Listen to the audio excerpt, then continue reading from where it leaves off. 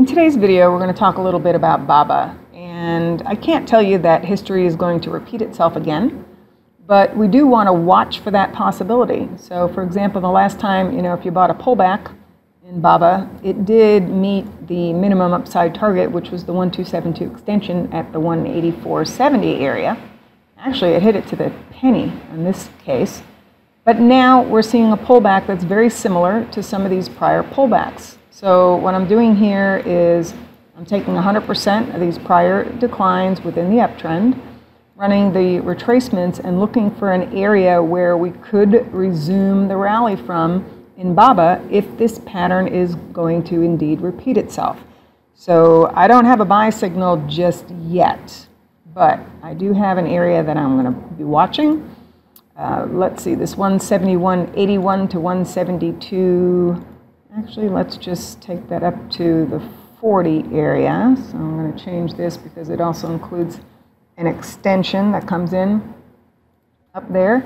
And then also the area slightly below that where you have the combination of two symmetrical projections and a 786 retracement. That comes in, let's call that 169.51, 169.51 to 170.62. So those are the two areas that I'm going to focus on for possible resumption of the rally in the next couple of days. And one thing else that is kind of interesting is that I do have the confluence of a few cycles within these next few trading sessions. Okay, we've got a low-to-low cycle on the 23rd.